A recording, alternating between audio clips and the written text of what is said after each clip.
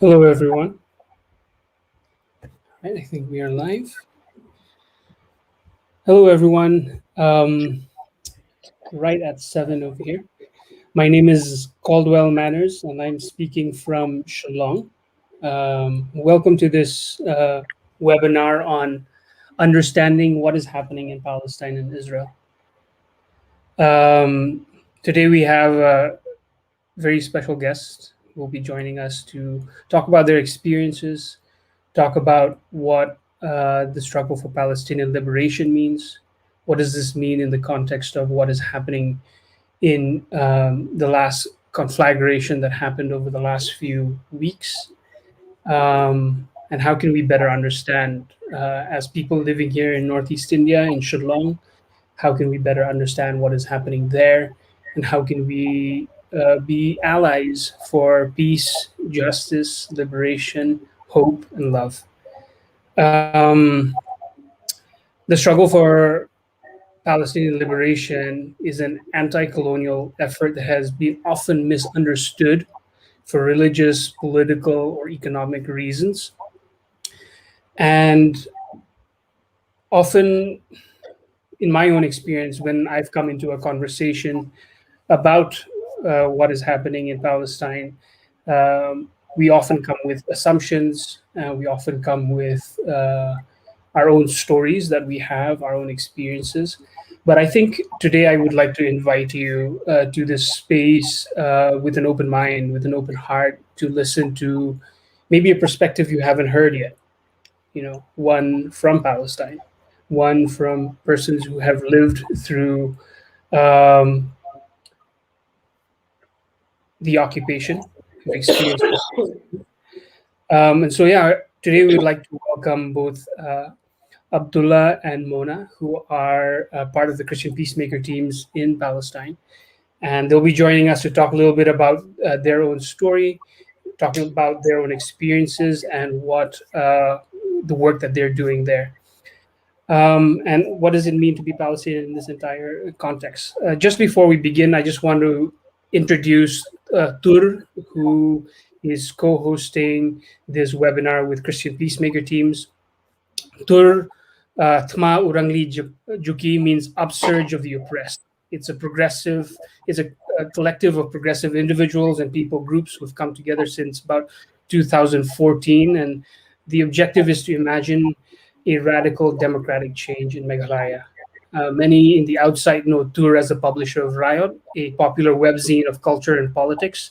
But in Meghalaya, Tur is known for its union organizing, its anti-corruption campaigns, the defense of land rights, ecological justice campaigns, and an anti-Hindutva fascism campaign, and as well as gender and sexual minority rights. Tur is not very popular among the local politicians and the bureaucracy of the state, but Tur always tries to maintain and to be a thorn on the side of local consensus. I am a part of my own job, and my own role is the communications coordinator for the Christian Peacemaker teams, or CPT. And CPT has had a team present in Al Khalil, Palestine, since 1995. Mona will talk more about that. But CPT builds partnerships to transform violence and oppression in places of conflict. At the invitation of local peacemaking communities, CPT builds programs and teams to provide physical accompaniment, advocacy, human rights observation, and reporting, and solidarity networking. CPT understands violence to be rooted in systematic structures of oppression and works to undo those oppressions.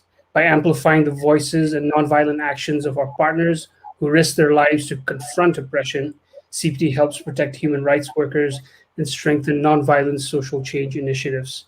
With roots in historic peace churches, CPT membership is a broad multi-faith network that supports peacemaking and the protection of human rights around the world.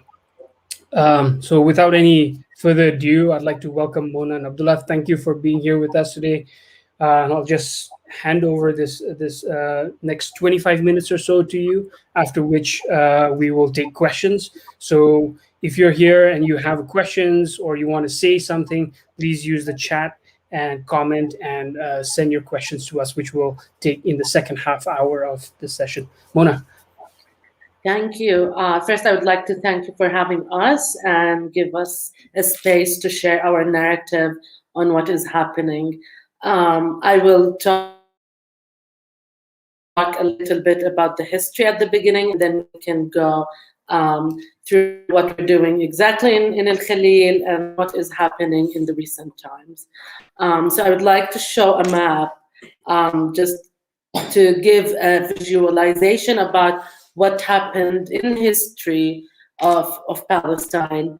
So if you see, the first map is 1947, and the last map is the present map. And if you can see how Palestine been shrinking over time.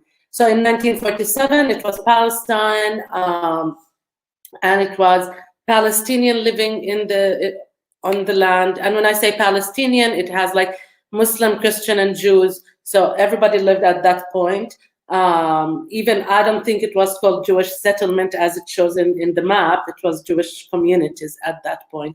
So that was the truth of what Palestine looked like in 1947 and before. Then, of course, we have in 1947, the UN partition plan was suggested by the UN.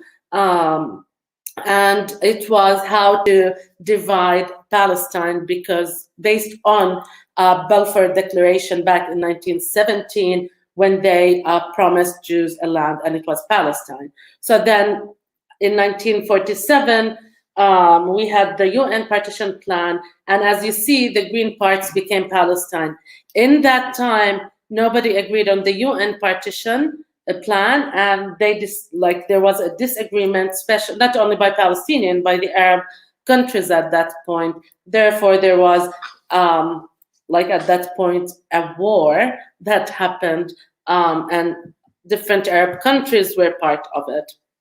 And then 1948 happened, and we call it Nakba, which is the exact translation of a Nakba is disaster. And why it's called that? Because there was a lot, more than, or average, around 750,000 Palestinians were expelled from their hometown and expelled to leave that area. I am coming from a family that we are refugees. I don't know my hometown, and I'm not allowed to go there till now until I get a permit from the Israelis. So a lot of people got expelled, either left the country to the neighboring countries, and the highest number of refugees in Jordan, or they actually, some of them went to Gaza and some of them went to West Bank. In terms of countries, the highest, the highest refugees, Palestinian refugees in Amman, in Jordan. So then by 1949, there was what we call it the armistice plan, or the armistice, the partition of the land, and they call it armistice border, or the green line, because that's how they draw it on the map, on a green ink, basically. And this is the line that actually separate Palestine historically and the West Bank as a border. So as you see, the map 1949 and till 1967, that was the de facto border of the state of Israel at that point. Till 67 happened, and another war happened, and there were more loss of lands. To go to the present map, it was after Oslo Accords and after the peace, whatever means the peace agreements happened, there were more control over the Palestinian lands, and as you see, it's not like the green part are separated, and this separation means either there is settlements or the apartheid wall. that separate actually the Palestinian cities. And I guess that wasn't it's not only connected to disconnect the land or just control the land as much as also it's connected to disconnect Palestinian in space and time with each other, and to feel disconnected as a community, as a way or as a try to actually disconnect our collective memory together, and to create these cantons as cities, and to feel this to create a social disconnection. And it did happen. A lot of people did disconnect with their families, or couldn't go back to do their work in their agriculture lands because they needed permits to go. And so far, as we see, there was a shrinking in Palestine through history.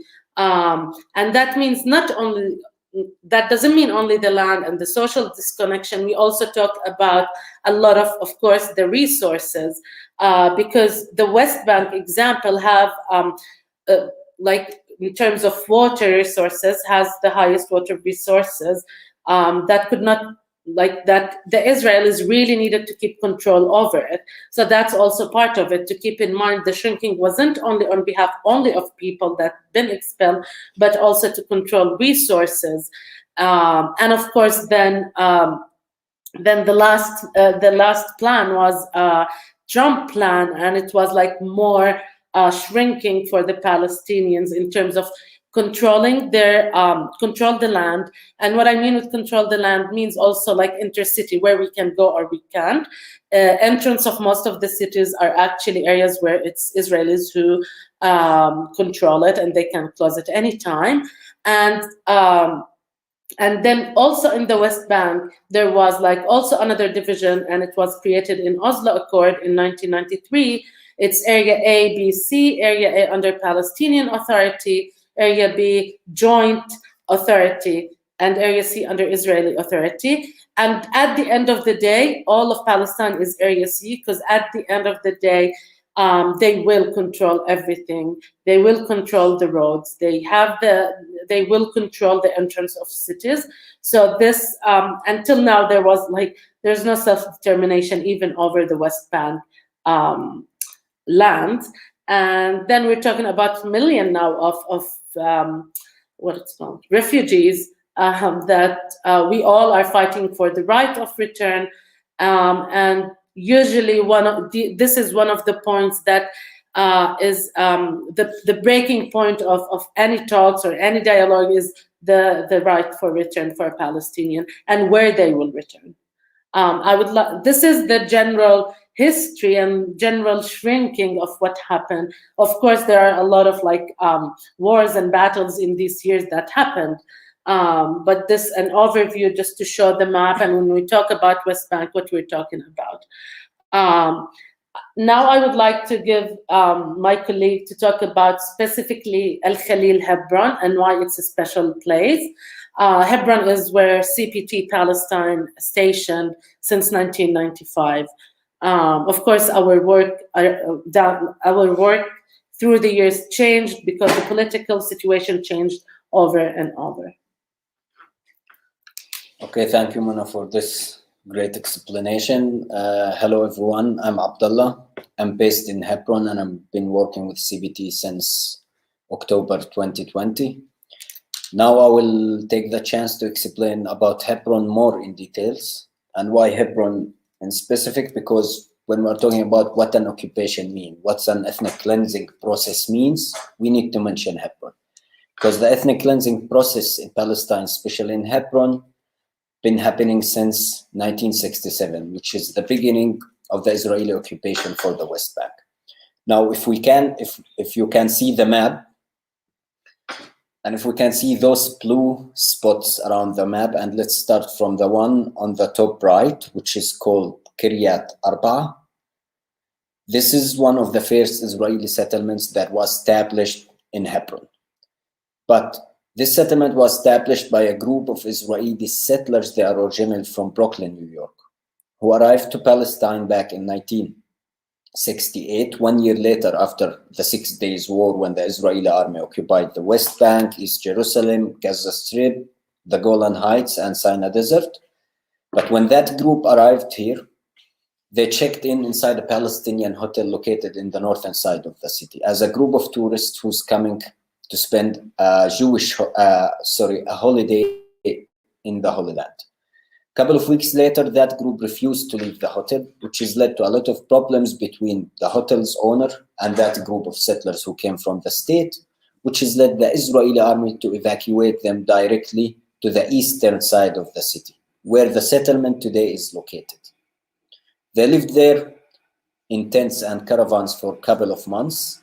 After that, in 1970s, the Israeli government approved their presence there legally, and they started to confiscate lands from Palestinians who own pieces of land around that area in order to build a settlement for them, which is today called Kiryat Arba settlement. It's one of the biggest Israeli settlements located in the southern side of the West Bank today. Today, approximately around 7,000 Israeli settlers living there. 80% of them, they are original from Brooklyn, New York. The remaining 20%, they are French, Australian, and Argentinians. But that settlement still until today located exactly at the borders of the city, on the outskirts. But the main idea for the group of settlers, why Hebron? Mainly, it was because of Al-Ibrahimi Mosque in the middle of the old city. If we can zoom out the map a little bit, you can see the Tomb of Patriarchs building, which is an old religious building, considered religious for Muslims because it contains, according to the traditions, the tomb of the Prophet Abraham and his wife Sarah, the Prophet Isaac, his wife Rebecca, the Prophet Jacob, and his wife Leah. For the Jews, it's also considered as a religious place, as they consider the Prophet Abraham the father of the Jewish religion. But in order to start expanding in the middle of the city where the tomb is located or the mosque is located, it wasn't easy at the beginning, because that mosque is located in the middle of the old city of Hebron, which is used to be the main economical and commercial part for Palestinians. It's the heart of the city in Hebron. That contains thousands of Palestinian shops. It's crowded on a daily basis with Palestinians coming from all over the country to do their businesses here, since Hebron until today considered the main economical capital for Palestinians. In order for them to expand, they started with a plan to occupy specific buildings in the city, and they started by a building, it's called Beit Hadassah, the one you see it at the beginning of the red line. If you can zoom in, you can see it. It's a blue building. Next to it, it's written Beit Hadassah. But that building, it was occupied by a group of Israeli settlers, women, around 40 women and their children, who decided to organize a protest back in 1979 under Israeli military protection. They arrived to that building, they protested outside of that building, and they claimed that the building itself, it used to be an old Jewish building. In that time, it was a school for children in that neighborhood. The building itself is also located in the main commercial and industrial street. Clashes started between the settlers and the Palestinians working and living there, which is led at the end that the Israeli army provide enough protection for them to go inside. They kicked everyone outside and they succeeded to occupy that building. But in that time, the Israeli government didn't declare the building officially as a settlement. They established a small military base outside of that building, providing protection for the women and their children who occupy that place. But 1 year later, during a resistance action by a group of Palestinian fighters who attacked the military base outside of that building, which has led to a killing of 6 Israeli soldiers. Directly, that attack used by the Israeli government as an excuse to declare that building officially as a settlement. And that happened in 1980s. Then the Israeli settlers in the city decided to expand. 1 year later, in 1981, the settlers occupied what used to be the main bus station in the city. Later on, they converted that bus station to a military base for soldiers. But nowadays, the Israeli army dismantled the old military base, and now they are planning, it seems, to build new Israeli settlements in the city. 1 year later, after that, in 1982, a group the Israeli army, confiscated an old Palestinian school. It's called Thma School. Later on, they converted that school to a Jewish yeshiva school, a religious school for settler students. It's called Beit Romano. It's the one in the middle. Then in 1983, a group of Israeli settlers under Israeli army protection, they occupied a Palestinian home located in the old vegetables and fruit market. They converted that building to a settlement. It's called today Abraham Avinu Settlement, which is next to the main market, the Kispa, or which is the main vegetables and fruit market in the city. Then in 1984, the Israeli settlers, after they get an approval from the Israeli government, unfortunately, they built a settlement which is called today Tel Rumeda settlement. This settlement was built on top of one of the oldest archaeological sites in the city.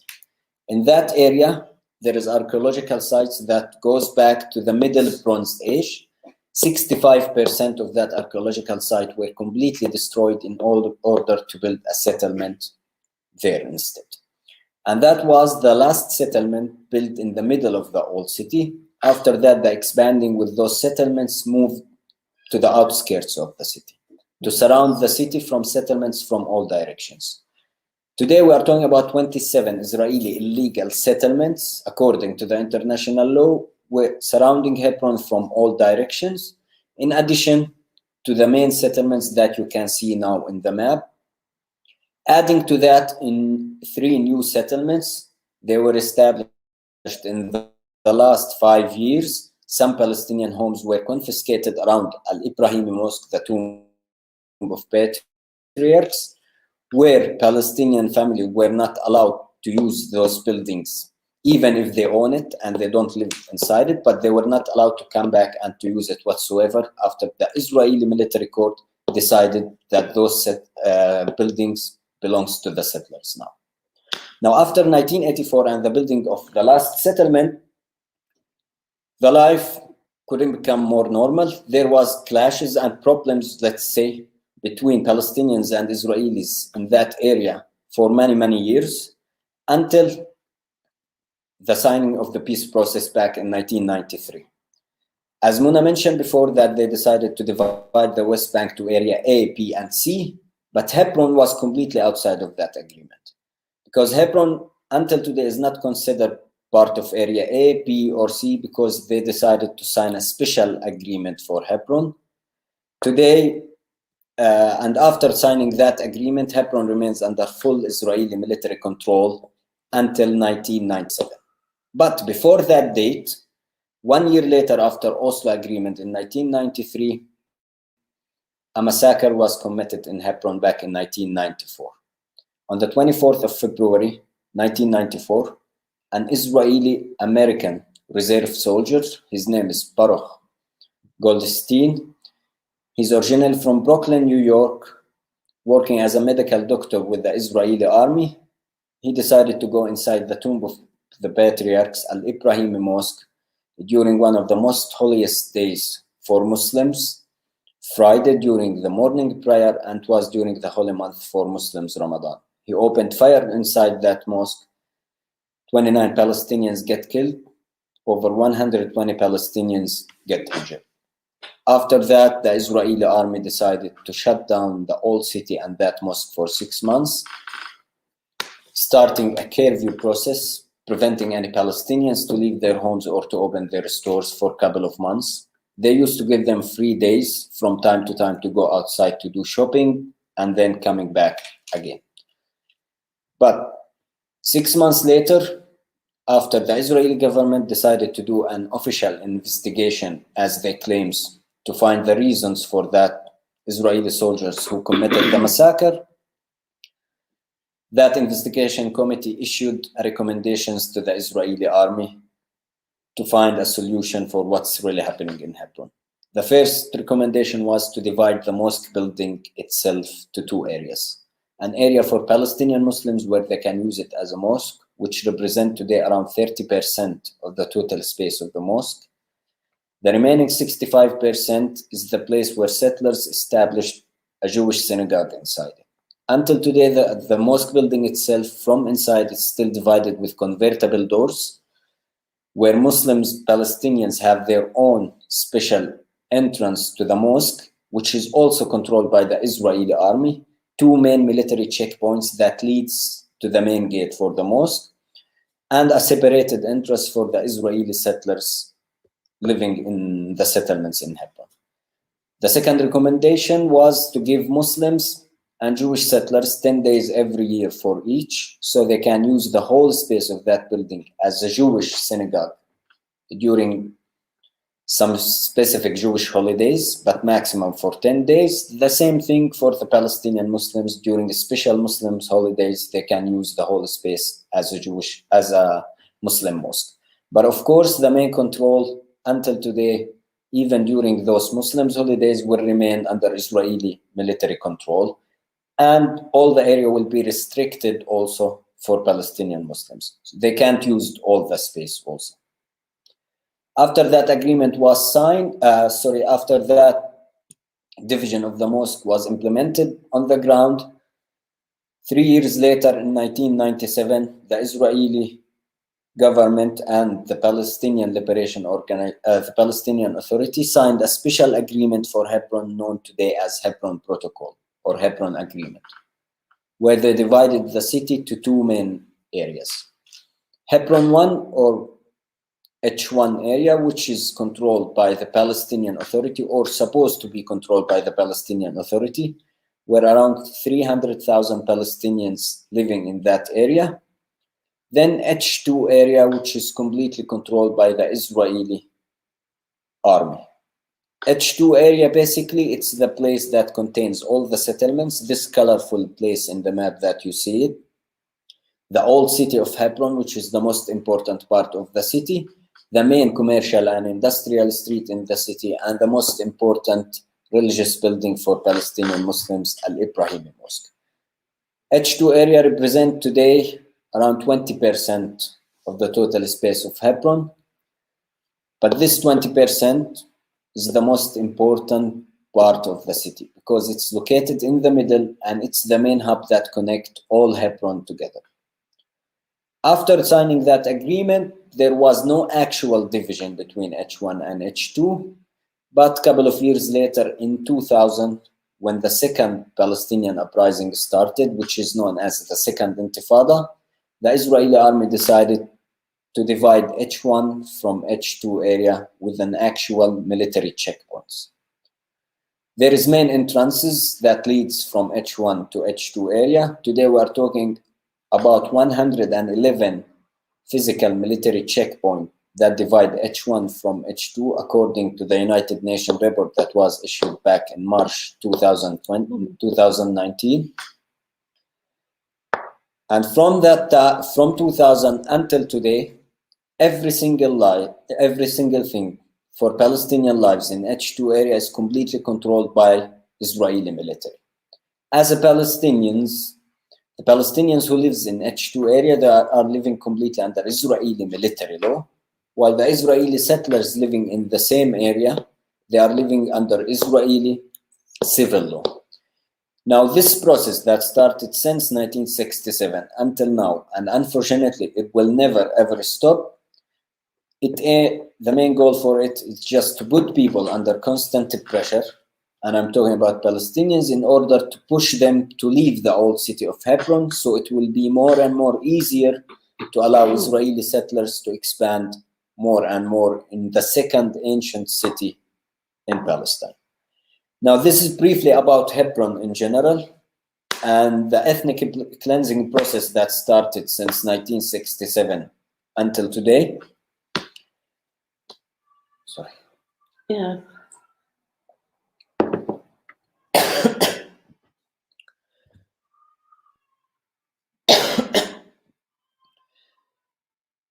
One last thing I would like to add before we move to our next topic, that every year on February month, a demonstration will happen in Hebron calling to end the closing of one of the main streets in the city.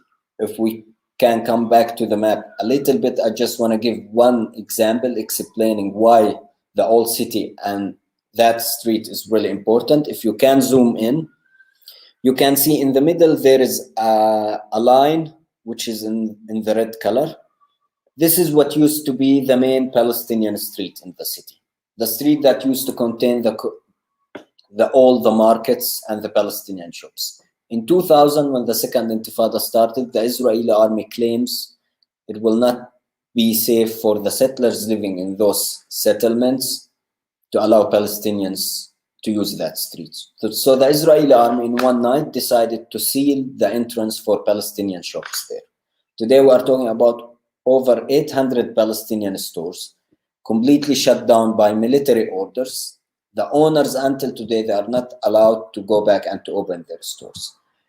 One last thing to add, when the army shut down those stores, people still have their own belongings still inside the stores because the army shut down all those shops in one night, preventing Palestinians to open their stores or even using that street to move around the city. The only place where Palestinians are allowed to use it from Al-Shuhada Street is the beginning of the street before the beginning of the red line, which is around 500 to 700 meters. After that point, if you are Arab, Muslim, or Palestinian, you are not allowed to walk, to drive, or to be in that street whatsoever. It's only allowed for Israeli settlers, Israeli army, and tourists. But tourists will be allowed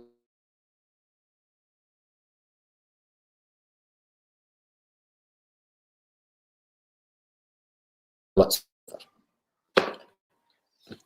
And just to add on that this street till now is closed by military order because in a court decision, Israeli court decision was to be opened for both back in around 2012, but still till now it's closed by military order. That where we work, that where CPT is located.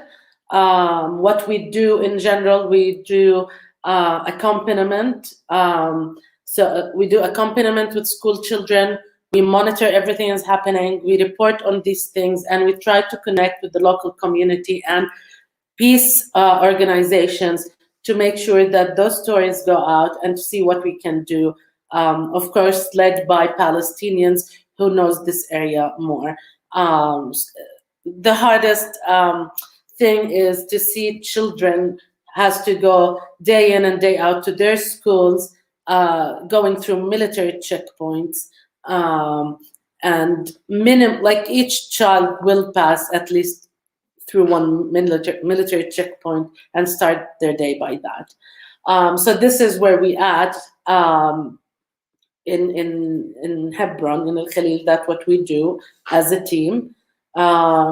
Now we would like to move a little bit and just talk about what is happening or what happened during the last month, starting from El-Sheikh Jarrah.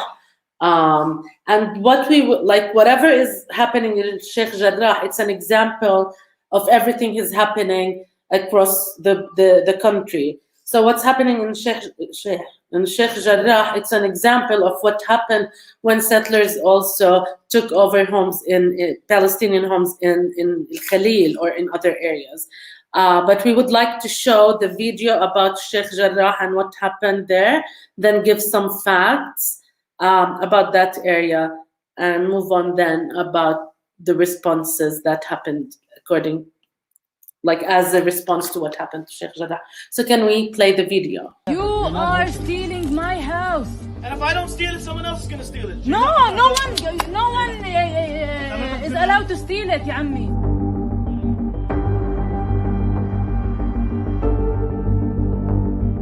Yaakov, you know this is not your house. Yes, but if I go, you don't go back. So what's the problem? Why are you yelling at me? I didn't do this. I didn't do this. But It's easy to yell at me, but I didn't do this. You are stealing my house.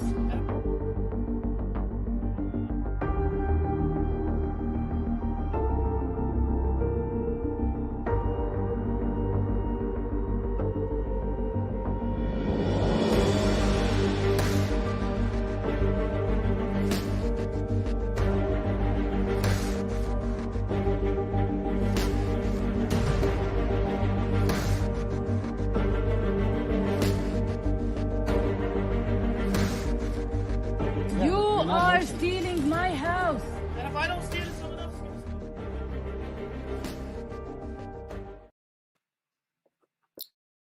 Thank you. Okay, so this video showing one of the beginnings for Al-Sheikh Jarrah story that started back on March 2021.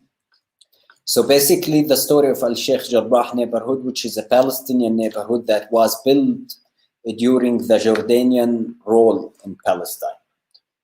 And the families who lives there, they are already, their families been kicked out back in 1948 from Palestinian cities like Haifa and Jaffa.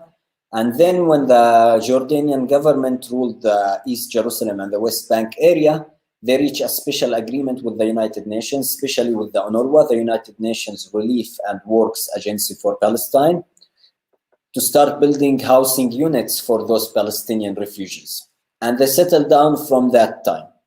But since 1967 and the Israelis occupied East Jerusalem, the main aim for the Israeli government is to empty Jerusalem and East Jerusalem from any Palestinian presence whatsoever in order to create a demographical factor to make the number of the Israeli settlers living there is higher than the Palestinians who've been living there. So on March 2020, the first decision from the Israeli Supreme Court was issued to kick out and to displace the Palestinian family, which is known today in the media, Al-Kurd family, from their home. In the video you saw it's written eviction. It's not an eviction. It's an ethnic cleansing against a Palestinian family who've been living there already.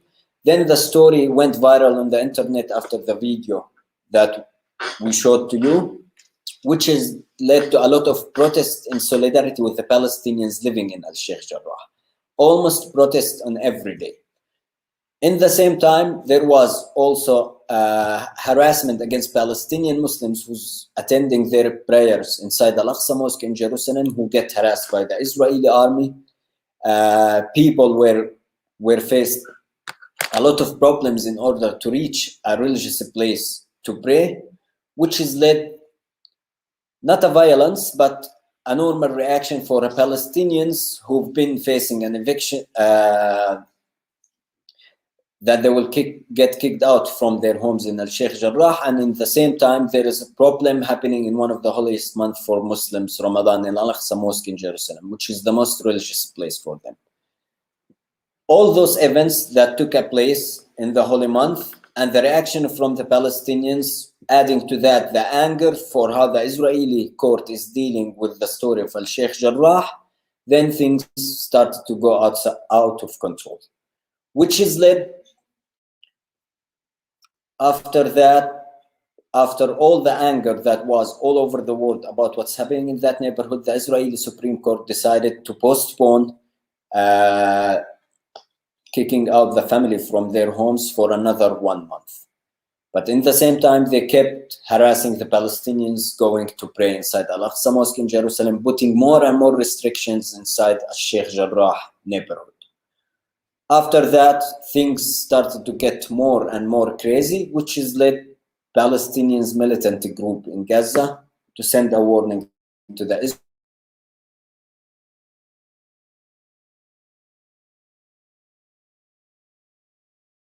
Started to go out of control, and the things you've been seeing on TV from that time until now. And when we talk about the harassment that happened in Al-Aqsa Mosque, it was like literally using tear gassing people while they're praying. They're not allowing them into the mosque. They did not allow a lot of the activities that usually happen in Ramadan, which is like breaking the fast, and did not allow them to be there.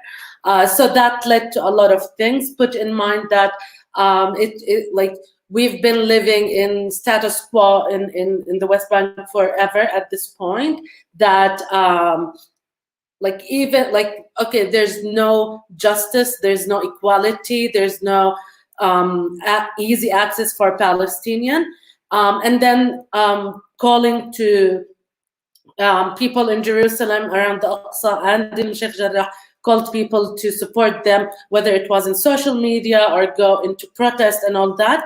And then that what led also Hamas to intervene, what you can use another word than intervene, and start actually rocketing in Israel. I'm not in a place to say whether it's right or wrong, or it's definitely traumatizing everyone. But I'm going to say that we're talking about Gaza that's been for years under siege. It's an open air prison. People in their 20s in Gaza didn't live but war. They don't know anything about living a normal life. And then that what happened.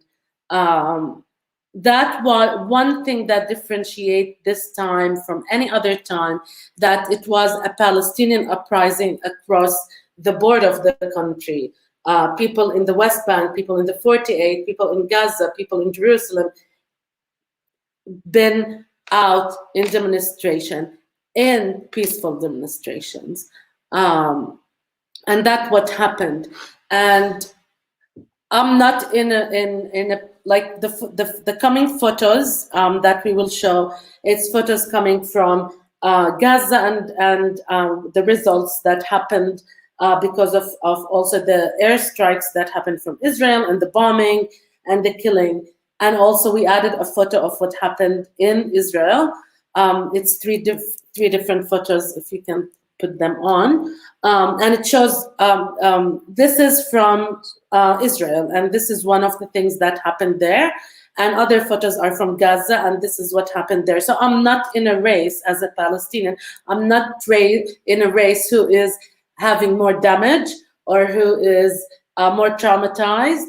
No, I'm in a place where facts and figures say it all. We're talking about, in 11 days, we're talking about 200 people died in Gaza because of the airstrikes that happened from that Israel did.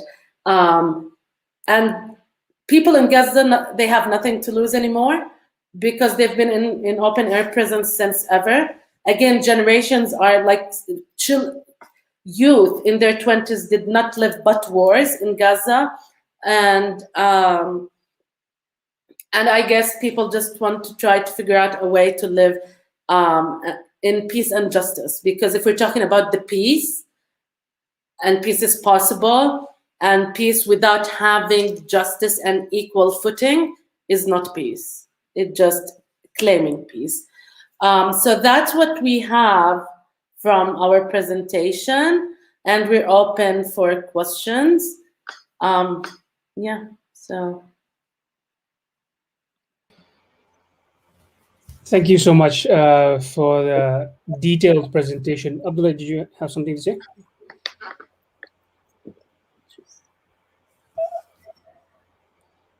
Thank you so much for the presentation, and just listening to the details of what is happening in Hebron makes me really, really sad.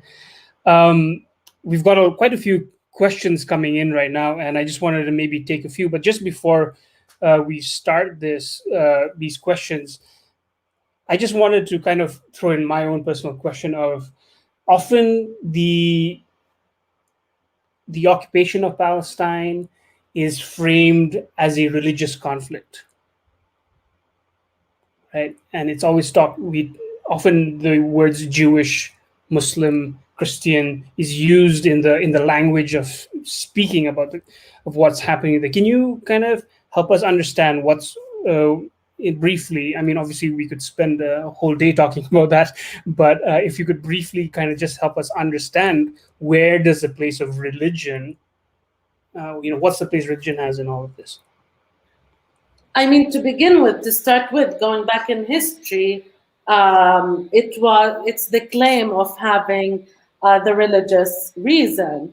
But if you want to go and check when the British, who was planning to give a country or a land to the Jews to start their nation, to start their country, or their state, they had three countries in mind. So they had Palestine, Argentina, and I can't remember, Uganda, and so I don't know. So there were three places that been offered, and Palestine was chosen.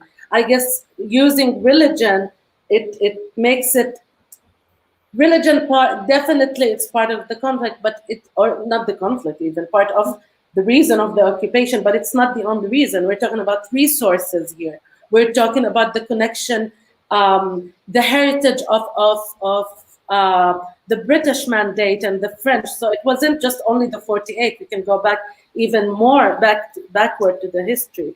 And I guess that's why the confusion comes. Usually, actually, what people say, Jews, Palestinian, but in fact, it's Palestinian, Israeli, and Israeli settler, because it's not like Jews lived here before, and Jews can live here. It's not against Jews. And this is the claim that this is the debate that people keep talking about, that it's Jews. It's not. We're talking about ethnic cleansing. They talk about you're building your state on the expense of other people right to their land. It's not about Jews, because again, Jews lived here. And as a Muslim, as a person working in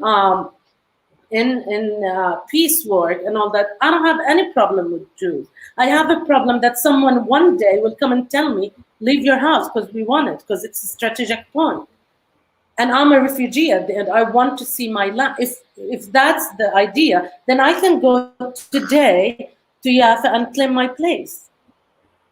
So I think it's a combination of things. It's not only, none of the occupations that happen in history, the colonialism, it didn't happen only for one reason. One reason, it's like the reason that been talked about is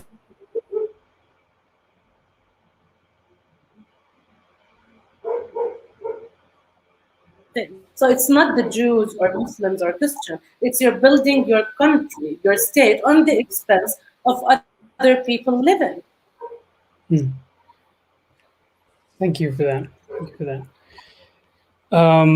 So we have a question about the two-state solution, and so Coretta Christie is asking, what do you think should have happened instead of 1947? How should the UN have resolved the issue for the nation of Israel at that time? And if one of you would like to kind of take. In my opinion, it was easy, giving the indigenous people their land back and not doing any partition plan, because before 1948, Palestinian Muslims, Christians, and Jews, and I'm talking about Palestinians, they were living and coexisting side by side many, many years before 1948 and 1947. So in 1947, it was a new established body, which is called the United Nations, decided to get their homework from the British mandate in that time, who couldn't solve the problem, and they decided, okay, this is the new established body for the United Nations, they can solve the Palestinian problem. And then what happened, creating this division plan, giving piece of land that they don't own it to a group of people who came from a place which is not Palestine. So in my opinion, as a Palestinian, what should happen in 1947, not giving anyone any piece of the land, because it's not theirs. British decided to give Palestine to someone else, then the United Nations came to approve this. No, who are they to give a piece of land to someone else? I think they should go back to 1917. So in 1947, I think if I was in the UN, I would condemn Balfour Declaration, and that's it. Because who is Balfour to come and say and to promise a land that doesn't belong to him to begin with? Like, he decided to declare Palestine as a Jewish state, and this is not his land even. So I will go back there, I think. And that's why they started the British mandate 3 years later, after he gave them that declaration in 1917. Then the British mandate started in 1920s, lasted until 1947. After that, 1948, started by the Zionist gangs, who, by the way, get their military equipment from the British Army, who get their military training from the British Army, and they get help by the British Army in order to occupy Palestinian villages and cities. So, I mean, it sounds like, this was the last straws of a crumbling empire, right? The British Empire falling. But since then, there has been a lot of conversations about the two-state solution. There have been conversations about, like, should we have a two-state solution? And over time, it seems like that's not a possibility. There are talks about one-state solutions. Can you help us understand what the viability of a two-state solution, or if it's viable or not? I think now we're in a place that we passed the two-state solution, and we're not ready as Israelis and Palestinians, I think, to one state. Like, mentally, nobody is ready still to one state solution. But we passed the two-state solution, not because we want to pass it, because there was, even what was on the table of the agreements was not based on equal footing agreements. If you see, like, if you go back to Oslo Accords, which is like the first peace agreement that happened, we lost half of the lands. Every time we have a peace agreement, we lose more. And that also because of the, like, I'm not going to blame everything on people, but also we don't have the greatest negotiating team as Palestinian. But I think now we passed two-state solutions, and we're not ready yet for one-state solution, especially if we're looking at numbers in elections in the Israeli community, that they're still going to the extreme right. That will not look to any other solution than expanding on the expense of Palestinians.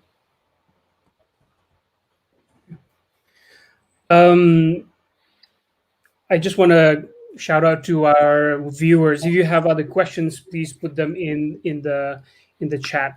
One question that I did have was around the idea of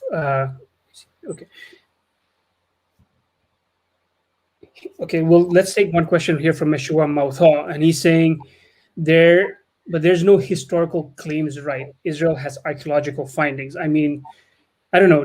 Would you like to make a comment on that? I mean, if we think about each country that you might find archaeological site on it, we can go and occupy each other across the board of the world. I will tell you a small example. If we want to use this argument, okay, as a Palestinian Muslim, I can take my father and my family. I will go to southern Spain and claim my right to live there, because Muslims been there for 800 years, and clearly all the archaeological sites there and the churches now, it used to be mosques, it was converted to churches. So if we want to use the same logic, the whole world will be in a huge mess. Thank you.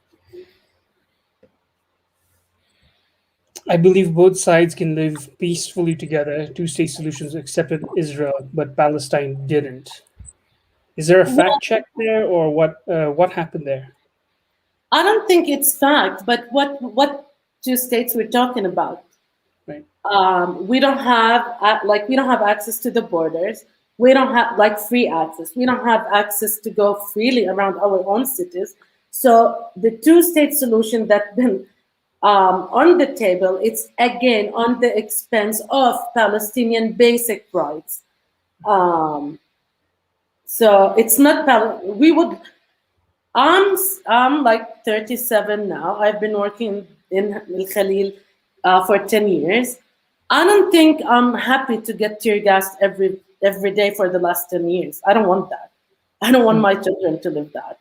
So no, I want peace, but I don't want the peace that the world talk about, that I have to shut up when someone come and take my place. I want justice in that peace. Yeah. And the two-state solution that's been on the table, it was not based on justice. Yeah. So yeah, justice and peace go hand in hand. Absolutely. One of the things that have been making the rounds recently in the last few weeks was Human Rights Watch finally said that what was happening in Palestine was apartheid, where many activists and even Archbishop Desmond Tutu for many, many years has already said what was happening in Palestine was apartheid. some people say it's not apartheid. What's the lived reality for you every day? It's not How do you? apartheid. Sorry, go ahead. Yeah, how do you go ahead? Okay. How do you I experience? always smile actually when I receive this question, because when you walk in a street in the old city in Hebron and you reach to a point where a soldier stop you and telling you, okay, where are you from? And you mention you are from Hebron, then he asks for your ID and then he tell you, you are Palestinian, you can't walk this street. Another example, back in 2015, they closed the main entrance for Tel Ermeda. They give the Palestinian living in that neighborhood numbers, and those numbers were by the military. And if you don't have a registered number, you cannot go even to visit your family there. That's apartheid. Talking about what's happening in Hebron, if the settlers are under the civil law and I'm under the military law, that's an apartheid. I think people think it's not apartheid because it's way more than apartheid, that there's no word expressing what is happening.